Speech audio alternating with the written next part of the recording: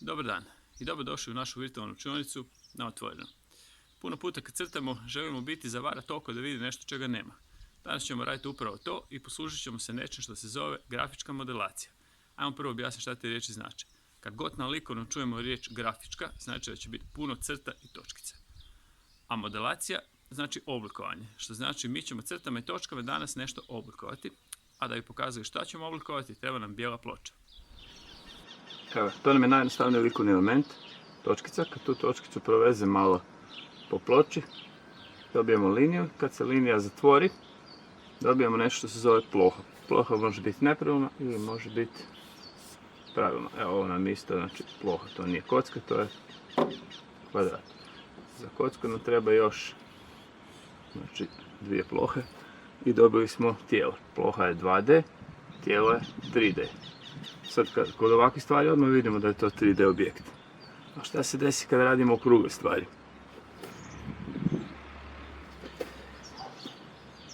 Znači kod kocka odmah vidimo u principu to su plohe, kako su sklopljene, malo smo dodali crta, ona nam je recimo kao tamni dio, ovo je svjetlo i zašto ovdje imamo manje crta. Crte su ravne ili su i plohe od predmeta ravne. Linija bi uvijek trebala pratiti oblik predmeta. Znači ovo je krug, to je ploha, 2D. Kako od toga napravimo 3D objekt, odnosno privid 3D objekta, ako koristimo samo crte i točke. Evo, dodali smo malo linija, jer to se djeluje 3D. Ne, to djeluje čisto ravno, zato što su i linije ravne. To bi nam djelovalo kao lopta koju je baga izgazio, pa je sva onako sprešana. Evo, ovdje smo opet dodali nekoliko linija, ali te linije su zaobljene, znači ovdje su bile ravne i predmet djeluje ravan. Čim smo dodali zaobljene linije, iako ih je samo nekoliko čisto jednostavne, predmet već djeluje više zaobljen i već može proći skoro kao 3D objekt. Evo, počeo sam dodavati linije, te linije su isto zaobljene, nisu ovako pravilno raspoređene kao što su bile na ovom primjeru. I šta je sad u biti cilj? Cilj je da nam djeluje kao da je predmet s jedne strane osvjetljen, a s druge strane tamniji i koristimo za to linije koje su zaobljene. Znači linije prate oblik predmeta. Kad dodam dovoljno ovih linija, to će djelovati kao da je taj dio u sjeni, a ovaj dio je osvjetljen. Taj najosvjetljeniji dio u principu čak mogu i staviti nedirnut. Evo, dodao sam još malo linija, znači linije ne moraju sve biti jedna do druge ovako pravilno raspoređene, mijenjam smjer. Čim naslonim ruku na podlogu i počnem vući, ta linija će već biti zaobljena, znači nije problem povući zaobljenu liniju. Evo.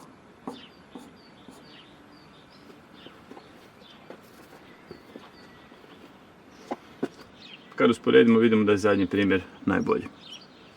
Ako mogao bi još dodati sjenu. Sjenu ćemo ispuniti, ali linije će biti ravne, a pretpostavljamo da je to na ravnoj podlozi. Evo, dodao sam još crtu. Sad djeluje recimo kao da je taj kugla na stolu, znači imamo osnovnu podjelu na gornji i na donji dio slike. Evo, to bi nam bio primjer grafičke modelacije. Naš, to jest vaš današnji zadatak, bio uzeti papir, H-olovku, napraviti nekoliko okruglih oblika, probajmo ih ovako cijele nacrtati i onda ćemo poslije odlučiti koji od tih oblika će biti ispred. Evo, možda ćemo ovdje još dodati manju kuglicu. Evo, ovdje jednu. Recimo, odlučio sam da će ova kugla biti ispred ove. Samo zbrišem crtice. Ako radimo s H-olovkom, to će biti stvarno vrlo lagano i dobio sam, znači, opet još malo privida prostora, ali djeluje kao da je, znači, ova buduća kugla ispred ove. Evo, isto ću napraviti ovdje. Zadatak bi bio najprije nacrtati nekoliko kružnih oblika s olovkom, po mogućnosti H-olovkom. Nakon toga tušem i perom napravimo, znači, svjetlije i tamnije dijelo i u biti napravimo primjer grafičke modelacije. Skoro bi zaboravio. Ne moraju se svi oblici cijeli vidjeti. Možemo mi imati kuglu ovako napravimo. I onda ćemo samo, znači, ovaj dio zbrisati i vidimo samo dio te kuglice. Znači, isto tako smo mogli na drugoj strani imati. Znači, zamislit ćemo da ovoga nema. I povući ćemo još crtu. Dobijemo privid da je to na nekoj, recimo na nekom stolu.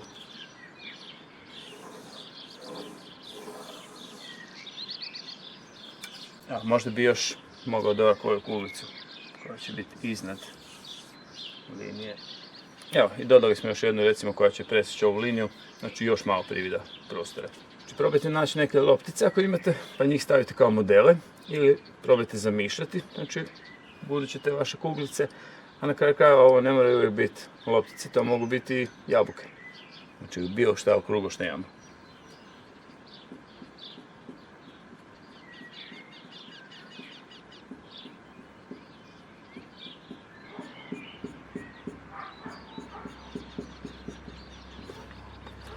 Evo kako bi primjer mogao djelovati kada ga ispunimo sa tušem i perom, znači sa crtama. Vodimo računa da uvijek smanjujemo znači, količinu crta kako idemo prema svjetlijem dijelu i na najsvjetlijem dijelu u principu možemo staviti nedignuto. Naravno možemo kombinirati crtice i točkice. Znači recimo u ovom dijelu gdje je svjetlije mogao bi još dodati točkice.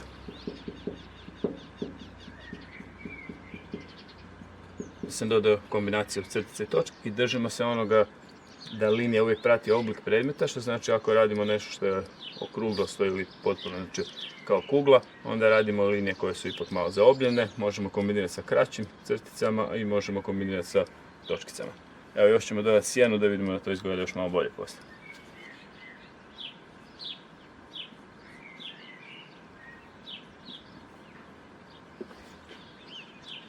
Znamo već, opustimo se, budimo kreativni, bit će sve ok. Sretno!